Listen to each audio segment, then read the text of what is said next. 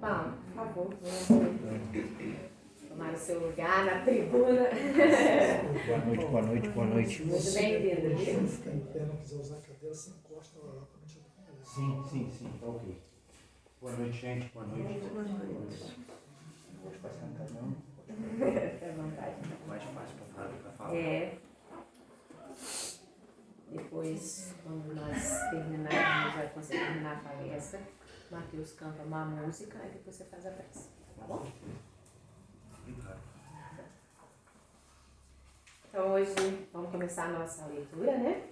Pão Nosso, Chico Xavier, pelo Espírito Emmanuel, a vinha. E disse-lhes, ide vós também para a vinha, e dar-vos-ei o que for justo. E eles foram. Mateus capítulo 20, versículo 4. Ninguém poderá pensar numa terra cheia de beleza e possibilidades, mas vogando ao léu na imensidade universal. O planeta não é um barco desgovernado. As coletividades humanas costumam cair em desordem, mas as leis que presidem aos destinos da casa terrestre se expressam com absoluta harmonia. Essa verificação nos ajuda a compreender que a Terra é a vinha de Jesus. Aí, vemo-lo trabalhando desde a aurora dos séculos. E aí, assistimos à transformação das criaturas, que, de experiência em experiência, se lhe integram no divino amor. A formosa parábola dos servidores envolve conceitos profundos. Em essência, designa o local dos serviços humanos e refere-se ao volume de obrigações que os aprendizes receberam do Mestre Divino. Por enquanto, os homens guardam a ilusão de que o orbe pode ser um tablado de hegemonias raciais ou políticas. Mas perceberão em tempo o clamoroso engano, porque todos os filhos da razão, corporificados na crosta da terra, trazem consigo a tarefa de contribuir para que se efetue um padrão de vida mais elevado no recanto em que age transitoriamente. Onde quer que estejas, recorda que te encontras na vinha do Cristo. Vives sitiado pela dificuldade e pelo infortúnio? Trabalha para o bem geral. Mesmo assim, porque o Senhor concedeu a cada cooperador o material conveniente e justo.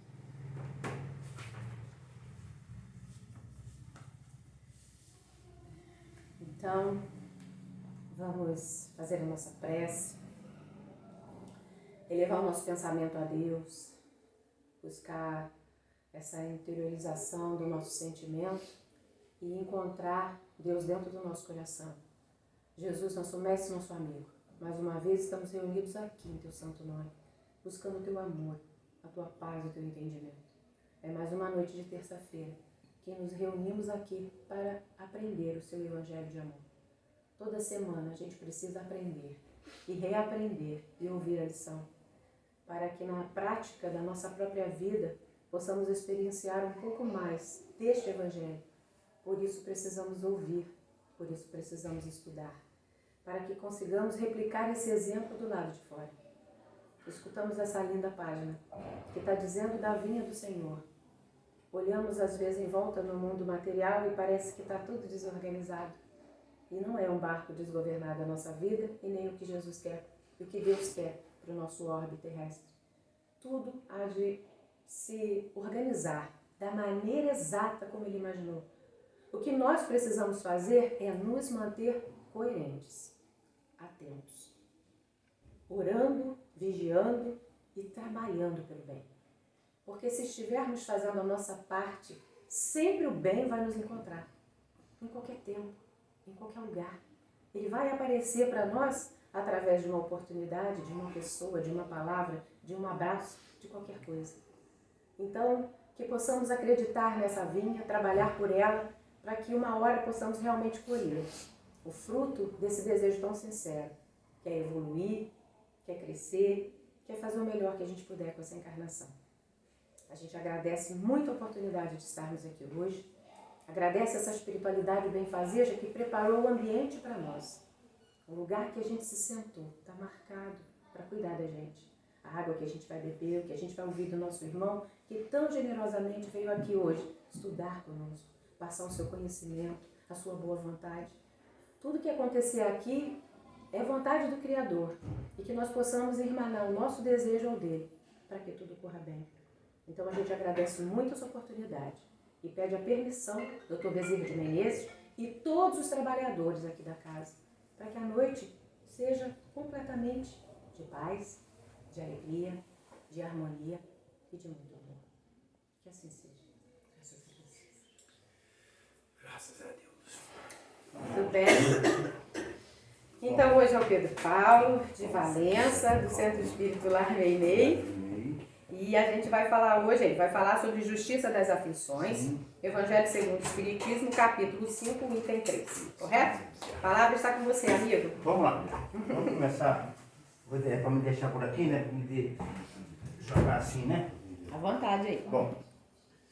Boa noite a todos. É uma alegria imensa estarmos nesta casa de oração que nos deu um presente que é falar dos ensinos do Cristo para tentar de uma forma muito simplista o consolo, levar o consolo para cada coração aqui presente. Justiça das aflições. Não é mais, como eu vou dizer, não é mais mistério para qualquer um de nós que somos espíritos reencarnados. Ou melhor, que já passamos em várias eras, em vários planetas, em vários lugares, com várias personalidades, e que muitos de nós, preciso falar isso mesmo aqui no bar, não fomos espíritos muito bacana lá no passado. E que nós, nesta presente encarnação, temos a oportunidade de refazer toda a nossa vida de novo. Como disse o Chico Xavier, ninguém pode voltar atrás e fazer um novo começo. Mas qualquer um de nós podemos começar de novo e fazermos um novo fim. É uma mensagem profunda que precisamos refletirmos mais dentro de nós.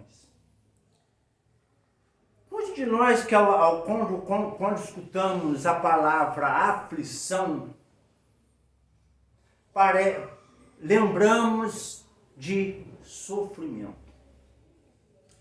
Eu me lembro quando eu comecei na doutrina espírita, duas coisas que aconteceu comigo. Eu lia parábolas e não entendia nada. Não entendia nem bulufas de parábola. Eu lia de Rodolfo Paligares, lia de Caipachuto, até que um dia eu conheci um autor chamado Alírio Cerqueira Filho. Lógico, depois de muito estudo, a gente começou não a entender todas as parábolas, mas algumas parábolas a gente conseguiu entender. Conseguiu entender, não é que eu sei a parábola, não. Conseguiu entender. E nessa parábola, eu conheço dele 3 livros. Parábolas Terapêuticas, volume 1, Parábolas Terapêuticas, volume 2 e Parábolas Terapêuticas, volume 3. Eu li o 1, o 2 e o 3, está lá esperando para a gente uma hora engrenar nele. Mas nessa Parábolas Terapêuticas, volume 1, ele estudou as bem-aventuranças, que são 9. Acho que todos vocês sabem aqui. Mas é muito interessante que uma coisa eu lia e não conseguia entender. Às vezes eu lia lá, bem-aventurados os aflitos, que deles é o reino dos céus. Bem-aventurados que choram, porque eles serão consolados. Meu Deus, eu tenho que viver chorando? Então eu tinha um problema, eu lembro que eu posso falar aqui, eu me lembro que eu tinha um problema, eu tinha que ficar nervoso para resolver ele. Aí depois que eu estudei esse livro, é um livro que você não tem que estudar uma vez, você tem que viver estudando. Você estuda hoje, aí amanhã você volta, porque a doutrina espírita é tão interessante que a gente nunca sabe nada. A gente está como sempre, o Evangelho segundo o Espiritismo, a gente lê 100.000 vezes e a gente não entendeu nada, tem que ler de novo. Isso faz parte de quem gosta de estudar. Então, quando a gente vai estudar essas bem-aventuranças, o Alírio explica lá de uma forma bem interessante.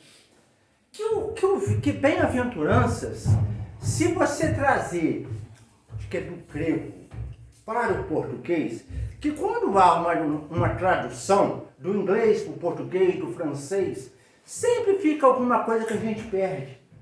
Porque aqui, quem estudou, todos nós aqui estudamos português, que para mim é uma língua chata pra caramba. Não posso falar isso aqui não, mas para mim é. Que negócio de oração subordinada, sintética, o A com crase, o A sem crase. Mas isso aí é para outras pessoas estudar. E isso também acontece em outras línguas. Por que não? Aqui a gente tem o A com crase, lá deve ter o A sem crase, não existe A, enfim. Aí eu lia, bem-aventurados os aflitos. Poxa, eu vou ter que ficar aflito? Não. O que é bem-aventurados? Bem-aventurados, segundo Alírio Cerqueira Filho, é retidão de alguém em marcha para construir o reino dos céus. O que é isso? O que é retidão? Eu vou preferir a porta estreita. Não é que eu não vou errar. Porque é que todos nós, infelizmente eu preciso falar de vocês também, eu sou o primeiro, todos nós aqui erramos. Não é questão que eu sou espírita, eu sou evangélico, eu sou isso, eu sou aquilo, que eu não erro. Erra. Todos nós aqui, infelizmente, e eu, principalmente, erro bastante. Então, o que é retidão? É procurar, é nos esforçarmos o máximo para entrarmos pela porta estreita. Fazer como Paulo, é tentar ser o evangelho vivo que o meu irmão lê em todos os lugares que eu estiver. É como eu falo sempre para minha esposa, ser espírita dentro do centro espírita é mole, é mamão com açúcar. Agora ir lá no meu serviço, ir lá na minha casa, ir lá no médico, ir lá no trânsito, ir lá na padaria. A gente vai ter raiva? Sim, vai ter raiva sim. A gente vai ficar com vontade de voar nas pessoas? Vai. Porque se eu falar que não vai, seria hipocrisia. Me ajuda aí, se estiver errado, vocês me falam. Não vai ser hipocrisia. Mas reconhece-se o verdadeiro espírita pela sua transformação moral e pelo esforço que ele faz para domar as suas más inclinações. Então ele vai ter más inclinação. Voltando então, retidão de alguém em marcha. Nenhuma lei de Deus, ela é parada. A lei de Deus, ela é movimento. Então não adianta eu ficar lá, não, eu vou sofrer. Vocês já ouviram isso, que eu já falei, eu já pensei isso comigo. E alguns de vocês aqui que são estudiosos devem ter pensado, não veio o sofrimento. Eu vou ficar sofrendo, porque numa próxima vida eu vou me sentir melhor. Não! Como disse Joana de Ângeles, nós nascemos para sermos felizes.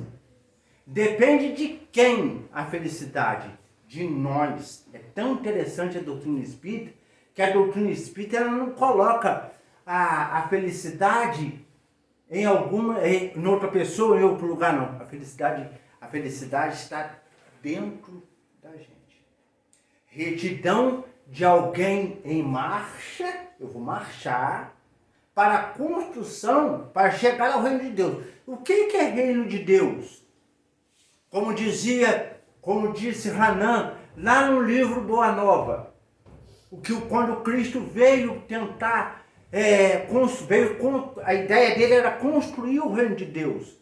Ele está na Barra, ele está na Química, ele está em Valença, ele está em Volta Redonda, ele está em Barra Mansa, ele está ali naquela praça da cobra que fuma.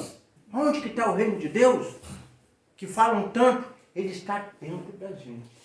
Então, eu preciso, com meu esforço,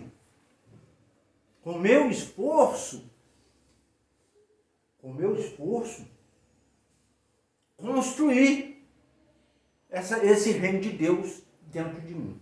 Então ele fala assim, justiça das aflições, bem-aventurados os aflitos, que deles é o reino dos céus.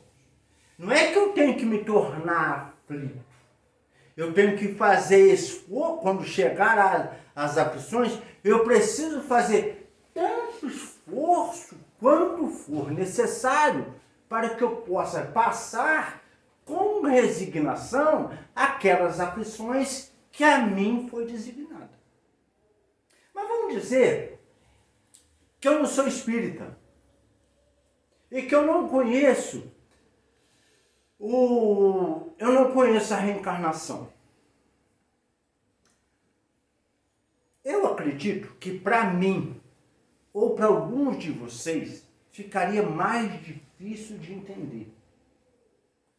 Porque às vezes, por que a gente, quando a gente começa a doutrina espírita, a gente não conhece a fundo, a gente precisa ler aquele livro Missionário da Luz que fala da reencarnação de Segismundo, onde ele fala que a nossa reencarnação ela é planejada.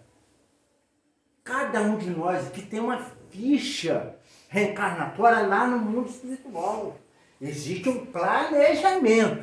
Não é nada de destino. Ninguém vem predestinado a uma coisa. Não. É um planejamento. Como é que é o nome do senhor? Fala para mim o nome do senhor. Isso? Dalvan. Vou pegar o senhor para Cristo. Dalvan. O Dalvan fez um planejamento lá no mundo encarnatório, lá no mundo espiritual, quando ele veio reencarnar, o Dalvan. Você vai nascer nessa família, você vai ter um problema, você vai ter dificuldade, mas você vai vencer. Beleza. O Dalvan vem para o mundo, graças ao véu do esquecimento, não lembra do que ele prometeu lá. Não é o seu caso, Dalvan. Ele vive a vida na esbórnia. Não paguei nada aí. Tá. Vamos dizer, vive a vida na esbórnia. Pinta o sete, como nós dissemos popularmente falando. E aí ele começa a culpar Deus. Poxa, eu sofro tanto. Os problemas que acontecem comigo são tantos sofrimentos. Eu falei umas semanas atrás sobre a parábola da grande ceia. E eu penso que tem tudo a ver com essa lição que a dona Cleonice passou para a gente. Um homem fez uma grande ceia. Ou melhor, Deus fez para nós uma grande ceia. O que é essa grande ceia? O que é a grande ceia que eu e Dalvan e todos vocês podemos ter conosco? É a oportunidade da reencarnação. Olha que oportunidade que eu tenho. Mas o que acontece quando eu chego no mundo, quando eu chego no plano, quando eu chego na Terra com o véu do esquecimento? Eu sou chamado a pensar na espiritualidade a todo momento. Eu não tenho, como eu falei, eu não tenho que ser espírita, eu vou falar da doutrina espírita. Eu não tenho que, por exemplo, o que a doutrina espírita é? É uma filosofia. O que é filosofia? É um modo vivente. É a única coisa que eu decorei quando eu estudei filosofia no colégio. O que é filosofia? É um modo vivente. Eu vivo de acordo com aquela filosofia que eu abraço. Se eu acredito na reencarnação, eu preciso ter uma filosofia. Se ela me levar para o bem, ótimo. Mas o que acontece muitas das vezes? Essa filosofia que eu abraço é para quê? É para me tornar uma pessoa melhor. Mas aí começa a acontecer o seguinte. Quando eu chego nesse mundo, começa a aparecer os prazeres, o chamamento lá de fora. Não tem lugar nenhum na doutrina espírita que nós não podemos festejar com os nossos irmãos, todo mundo aqui faz aniversário, às vezes vai numa festa, lá em Valença tem a festa agora, a gente vai lá comer um churrasco, tomar um refrigerante. Ninguém fala que isso é errado, não. Mas o chamamento que o Cristo faz através dessa parábola da grande ceia é para nós sermos espírita, no caso, em todos os lugares que nós estivermos. Mas o que acontece? A gente excusa, a gente não aceita. Vamos na casa espírita? Ah, não tem um jogo. Hoje tinha um jogo, não tinha? Não está tendo Copa do Mundo? Ah, não, hoje eu não vou na casa espírita, não tem jogo. Pô, vai ter um seminário domingo, vamos dizer aqui, da NET Guimarães. Ah, não. Pô, depois eu vejo no YouTube. Tem um churrasco na casa do meu colega lá que eu vou primeiro. Tem a campanha do quilo, que às vezes eu não sei aqui. Às vezes é todo sábado, 9 horas da manhã. Sábado? Poxa, trabalhei até ontem, sexta-feira. Hoje eu quero... Eu estou falando para vocês que isso a gente faz.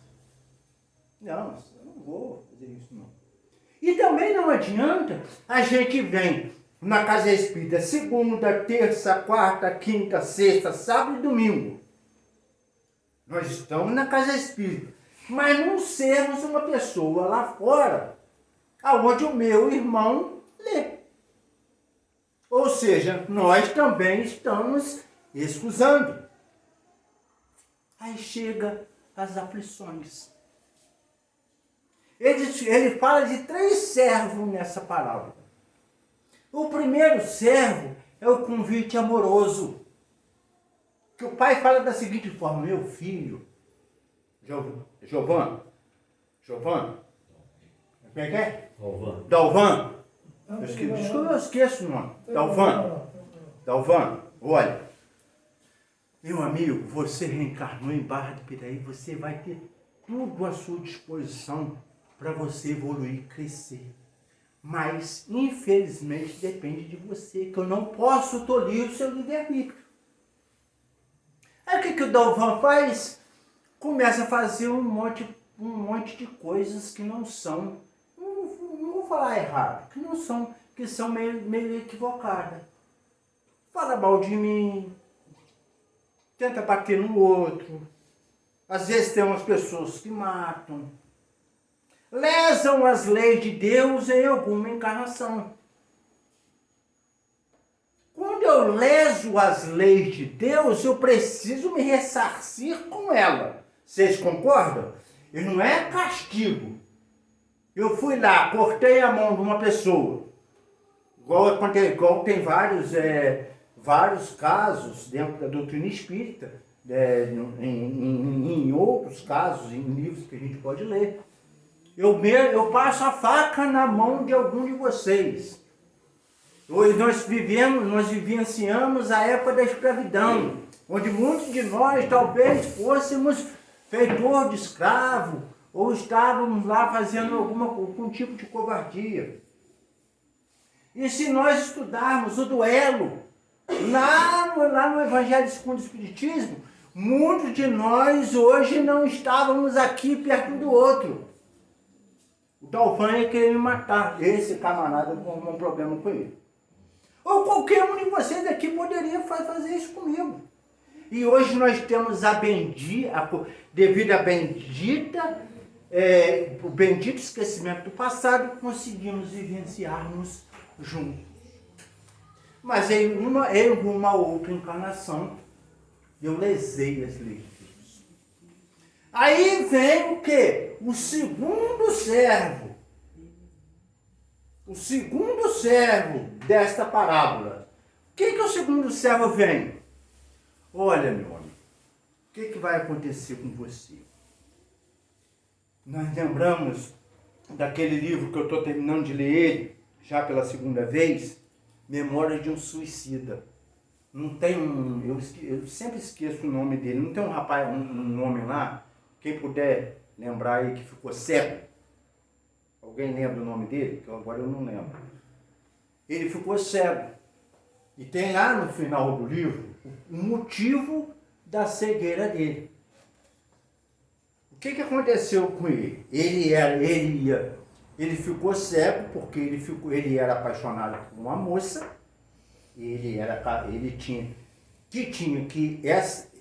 Porque essa moça, por sua vez, ficou apaixonada por um primo dele. Se casaram os dois. E ele ficou com muita raiva, se vingou daquele rapaz que casou com a outra moça, cegando ele, levando este mesmo ao suicídio. Ele estava nos planos de Deus ele fazer isso? Não estava. Vocês concordam comigo? Mas vem o segundo servo, nessa encarnação. O que ele aconteceu? Ele nasceu, veio com a missão de escrever livros, só que ele teria que passar, naquele momento, pela cegueira. Porque lesionou as leis de Deus em alguma outra encarnação, lesando assim o perispírito dele, que ele precisava passar por aquela prova. Mas quando nós passamos por qualquer tipo de prova, nós sabemos da misericórdia do Pai, que é muito grande, sempre acontece o auxílio. Mas o que aconteceu com ele? Ele não aceitou. Ele não aceitou. Como é que pode eu, que é através das vistas que eu consigo escrever os meus livros? O que eu vou fazer cego? Eu vou depender, eu preciso cuidar da minha família. Aí ele cai em tentação, ou melhor, ele pensa no convite do terceiro servo e se envereda por um caminho tortuoso, que é o suicídio. A gente não está aqui para dizer se ele fez certo, se ele fez errado. Nós não estamos aqui para dizer que quem faz isso, que geralmente as pessoas que fazem isso, eu penso muito comigo durante os meus estudos, os nossos estudos. A pessoa às vezes precisa de ajuda. Eu comentava até essa semana lá onde eu trabalho, esse celular, esse trem aqui que está me filmando, vamos brincar assim, que todo mundo tem aqui dentro do bolso e eu também tenho, acabou com o diálogo. Começa a prestar atenção. Vocês vão em banco, até mesmo em restaurante. As pessoas não conversam mais. Marido e mulher fica assim. De volta falava isso. As pessoas perderam o gosto pela prosa.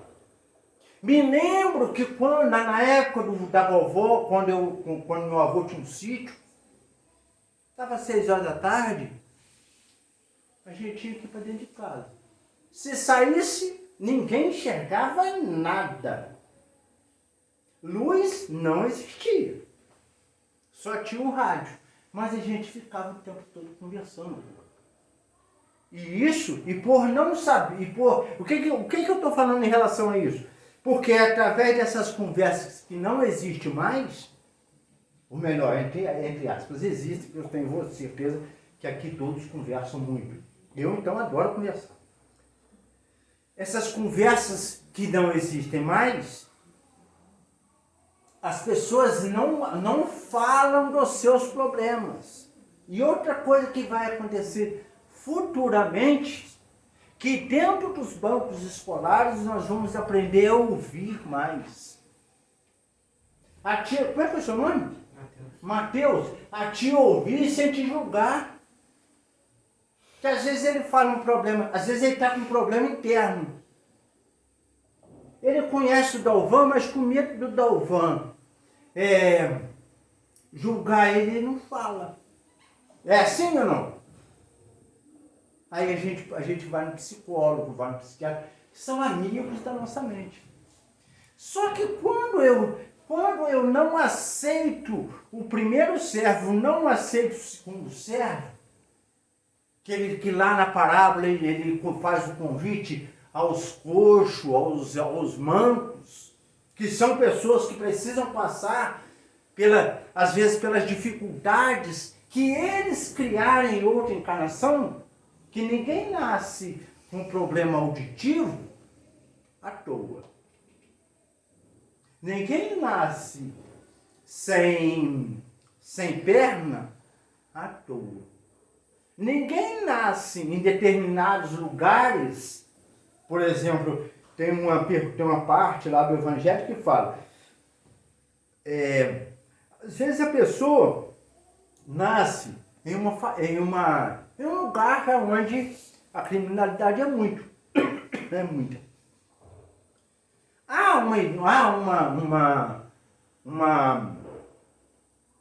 Como é que eu vou te falar? Vai haver um jeito de se arrastar, ser levado também à criminalidade?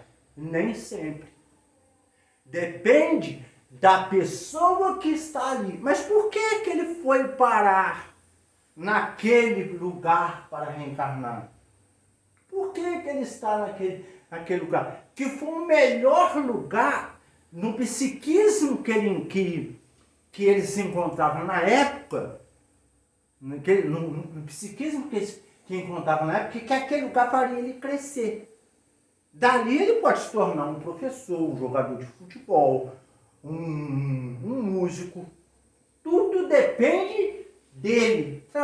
Ele pode ali aprender a trabalhar honradamente, mudar depois. Eu já consegui, eu passei no Tribunal de Justiça, eu estou ganhando 20 mil reais por mês, eu vou comprar uma casa no centro para mim, ali eu não preciso ficar mais. Mas não é que ele cresceu e vai chegar lá. Se ele tiver uma boa conduta dentro dele, eu vou fazer com que esses jovens também cresçam igual eu.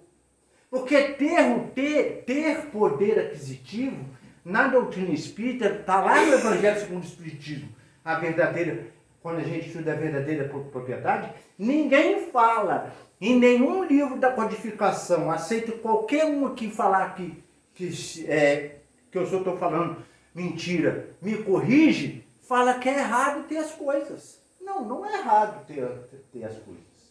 Não é equívoco eu querer ter uma boa casa, um bom carro, passear. Não tem nada de equivocadamente. Desde o momento que eu faço aquilo dentro das leis de Deus que regem o nosso planeta. Eu posso fazer o que eu quiser. Mas, aí às vezes eu venho num determinado lugar, passando por um determinado problema, devido a encarnações passadas. Mas aí eu me revolto. Como aconteceu na outra parábola que a gente precisa estudar, a parábola do filho pródigo. Tem gente que não gosta de estudar a parábola. Estudem, gente. Estudem 1, 2, 3 vezes. Tem tanto ensinamentos ali. Na parábola do filho pródigo, o que acontece com o primeiro filho? Ele se revolta contra o pai. Ele se revolta contra o pai, pede sua fazenda, pega o seu livre-arbítrio e parte para o mundo. Quando ele parte para o mundo, ele usa de uma forma equivocada o seu livre-arbítrio. A tal ponto que um dia ele se vê sentindo fome, jogando alfarrobas, bolotas por porco e sentindo fome. Mas a fome que ele sentia não é a fome de comer pão, biscoito, bolo, empadinha como eu comi agora. Não é essa fome que ele sentia. Era a fome espiritual, de um modo que ele fala assim, na casa do meu pai, todos os empregados são tratados com dignidade. Com dignidade. Então, ele sente fome. Ele sente fome. Quando ele sente essa fome, o que ele precisa fazer? Voltar à casa do Pai. Quando o Espírito se revolta, não aceitando o convite do primeiro e do segundo servo, algumas vezes, ele parte para o suicídio. Não direto só, não. Ah, não, Pedro, então eu estou salvo. E o suicídio indireto? Quando a gente come comida gordurosa, quando a gente não cuida do corpo, quando a gente usa o nosso livre-arbítrio para tomar, para comer, para usar bebidas alcoólicas. Quando nós colocamos qualquer alimento dentro de nós que não faz parte desse conjunto todo, nós estamos lesando as leis de Deus. O que nós vamos colher? Infelizmente, sofrimento. Eu vou contar um caso meu. A doutrina espírita não é para poder falar de vida da gente, mas permita-me, dona Cleonice. Eu vivia gripado. Eu tenho um problema de rinite, sinusite, tudo que é it aí eu tinha. Até que um dia eu fiz uma dieta que eu aboli o leite da minha vida. Nunca mais nem gripar, eu gripei. Raramente, a Gisele está ali, pode falar para mim, raramente eu fico gripado. Então, quando nós decidimos mudar de comportamento, então todas as vezes que eu leso as leis de Deus, eu angario para mim uma dificuldade. Que seria, nessa época, o leite, que me levaria ao suicídio indireto. Porque da sinusite vinha o rinite, eu vivia me entupindo com um remédio de gripe que fazia mal ao coração, aí eu ia desencarnar, chegando no mundo espiritual. Pedro Paulo, você veio como suicida. Aconteceu isso no nosso lar, com o nosso irmão André Luiz. Então, todas as vezes que eu leso as leis de Deus, eu vou colher para mim o sofrimento. Pedro, mas você falou e não falou da justiça das aflições. Depois de tudo que a gente conversou aqui, Deus sendo inteligência suprema, causa primeira de tudo que existe, Deus sendo soberanamente bom e justo, seria injustiça as dificuldades várias que nós passamos aqui na Terra?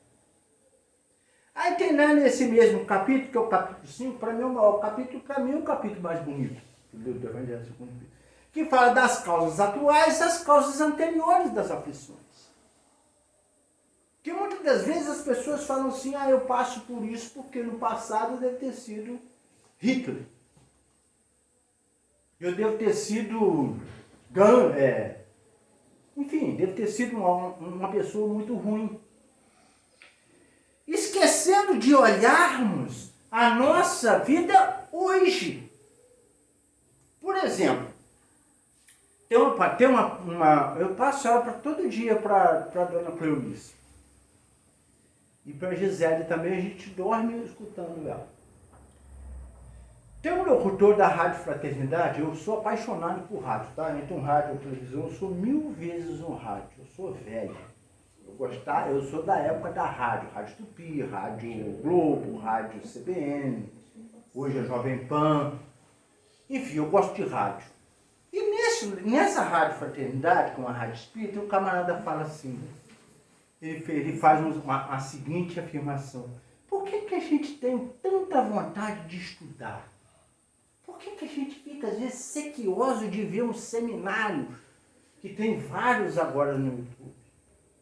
Porque a gente quer ser feliz, a gente quer melhorar a nossa psicosfera. E isso só acontece através de estudo, meditação, prece. De modo que eu consiga entender que as aflições do qual eu estou passando têm explicação. E que eu não preciso me tornar aflito. Eu posso, através dos estudos. Quem aqui gosta de uma boa leitura? Não precisa levantar a mão, que tem pessoas que têm, que não tem, assim, vamos botar assim, preguiça de ler. Desculpa, aqui não tem não, mas tem pessoas que existem que têm preguiça de ler. E esse livro aqui é interessante, que Casos de Lucas fala. Você já viu quantas páginas, quantos capítulos que tem aqui?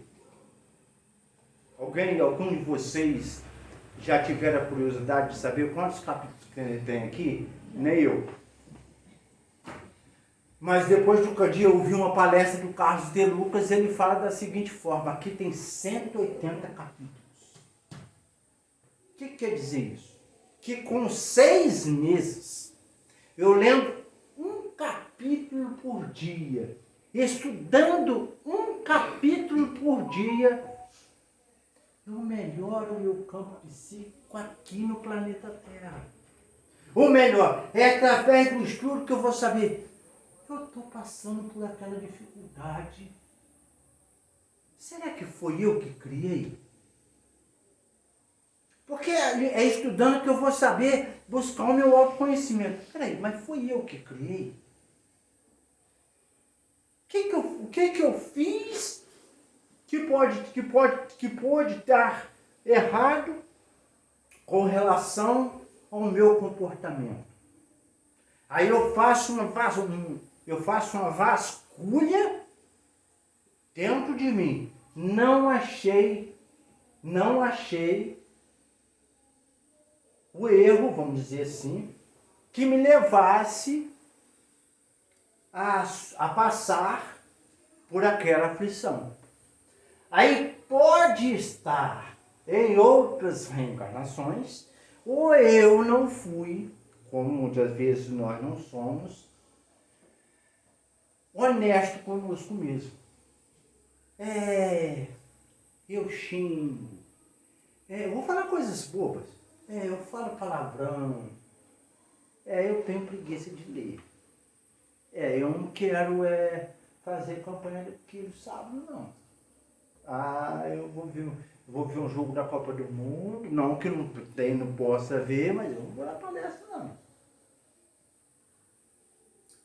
Aí eu vou colher o tipo de sofrimento e vou botar a culpa em Deus. Então eu preciso estudar, vamos criar o hábito de estudar, o hábito do estudo, o hábito da meditação. Como é que é meditar? O que é meditar? Meditar, gente, não é só ficar parado, não. Porque eu não consigo fazer isso. A Gisele passa para mim meditação todos os dias. Eu não faço nenhuma, não consigo fazer.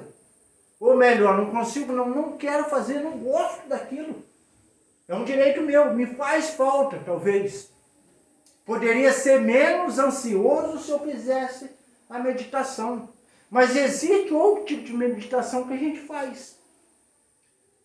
A gente sai para trabalhar de manhã, 6h30, 6h15, mais ou menos, a gente sai para trabalhar.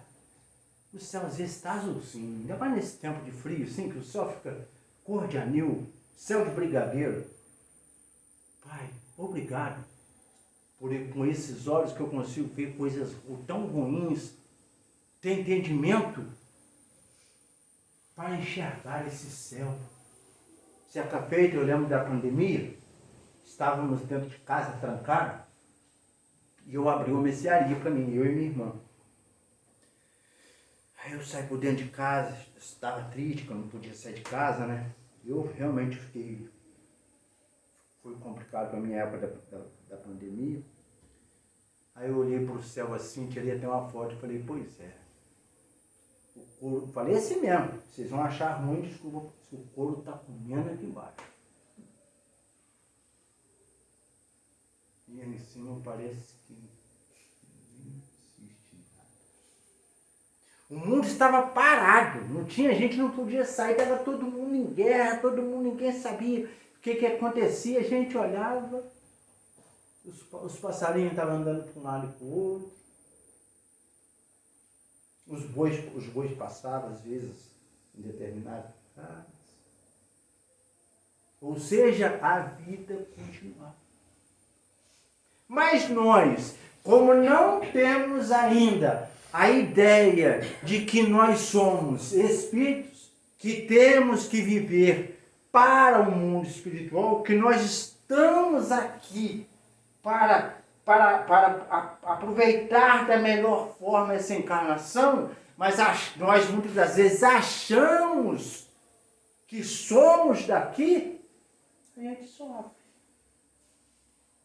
Muitas pessoas conseguiram passar a pandemia tranquilo. Eu lembro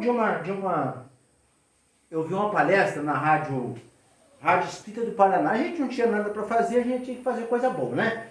Então foi uma época que eu busquei estudar bastante. E lá, hoje em dia, a gente tem o tal do YouTube, que ajuda a gente pra caramba. Então, uma tal de Conceição, que ela fazia um estudo, o Evangelho lá, todo domingo, às 10 horas da noite, nessa TV Espírita do Paraná. E um dia ela falou assim, pois é, eu estou vendo aí, a gente está passando esse momento tão difícil no planeta. E todos os espíritos aí com medo de morrer. Mas como é que pode isso? A gente não é espírito? Tinha muita gente lá querendo conversar com o outro, falar com o outro, encontrar com o outro, porque estava passando por depressão, ansiedade, síndrome do pânico, que aumentou demais. E hoje nós estamos colhendo isso. Que não foi só naquela época, não, agora está surgindo. Eu trabalho no hospital, quantas crianças que chegam lá com crise de ansiedade, quantas pessoas que chegam lá pensando que está infartando, com crise de ansiedade, devido ao quê? A não uso do que a gente fez de lá há 5 anos, há 6 anos atrás. As pessoas ficaram com mais dificuldade de conversar uma com a outra.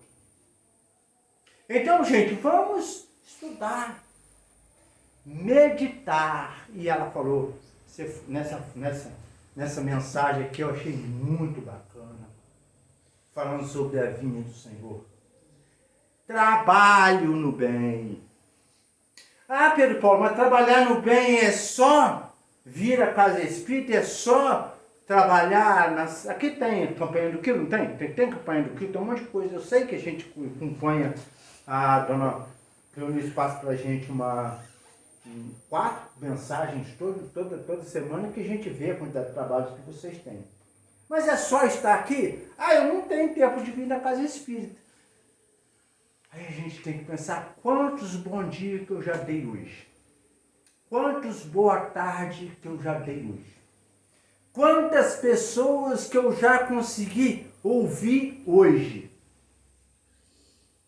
Eu dei bom dia à minha esposa. De primeiro eu falava, eu vou falar igual eu fui criado. Eu dei Deus te abençoe aos meus filhos. Antigamente tomava-se benção, eu tomo até hoje. Benção mãe, benção pai. Eu dei Deus te abençoe aos meus filhos. Porque isso também é trabalho no bem. Eu busquei fazer uma prece, eu ouvi uma boa música.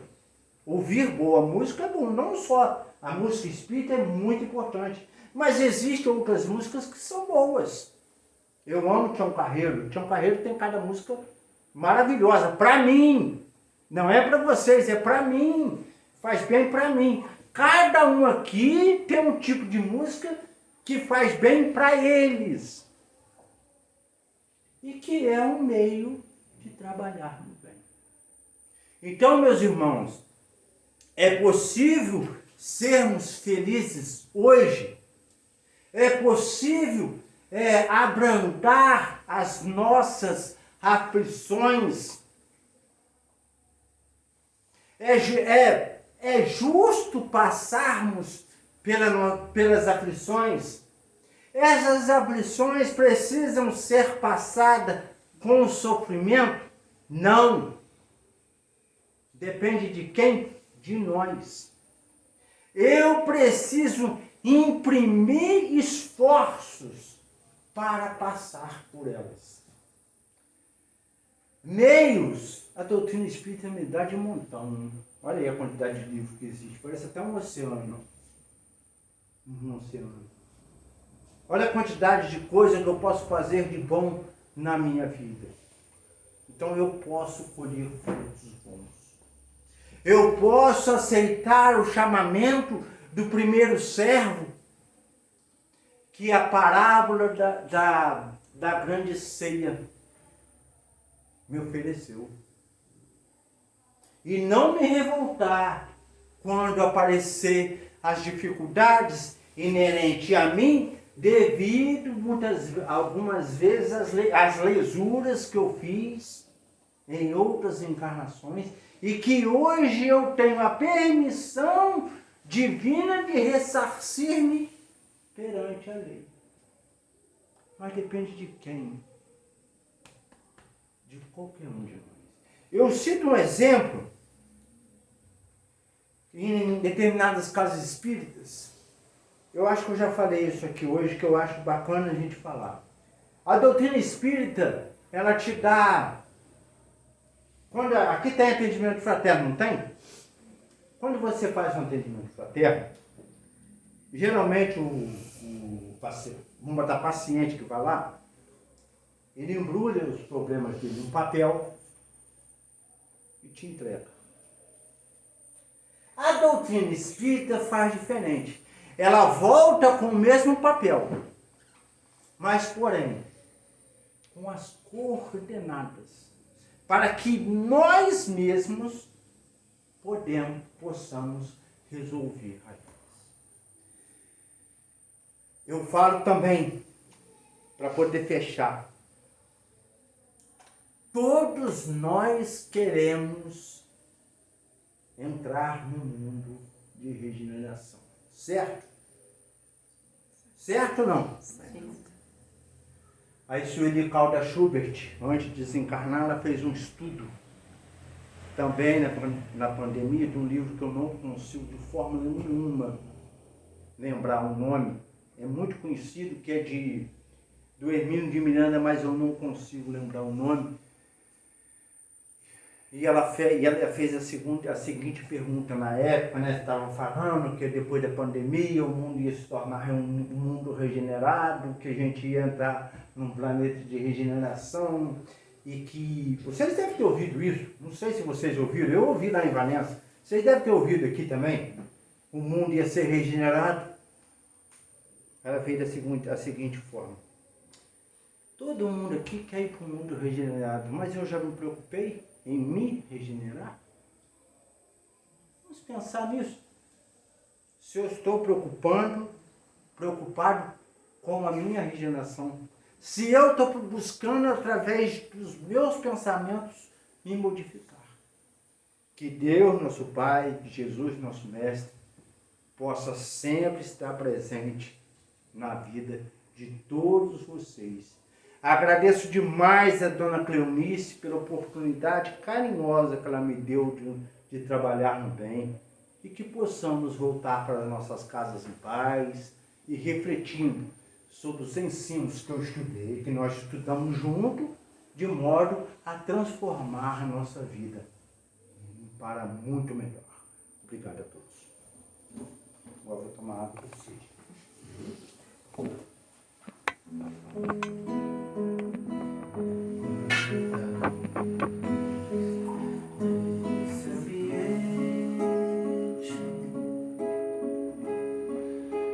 descendo sobre nós, vibrando em nossas mentes.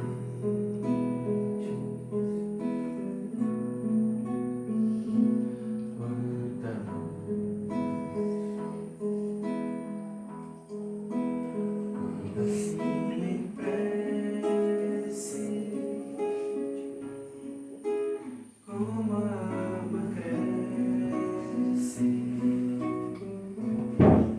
aos olhos de Jesus.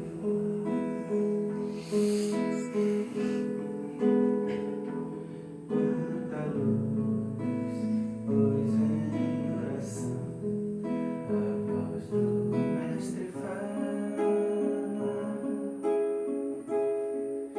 aos nossos corações. Quanta luz descendo sobre nós, quanta luz, quanta luz, quanta luz, pois em oração a voz do Mestre fala aos nossos corações.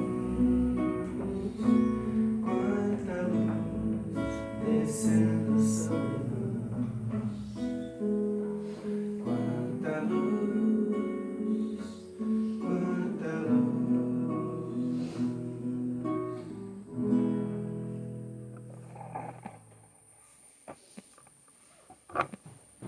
Vamos então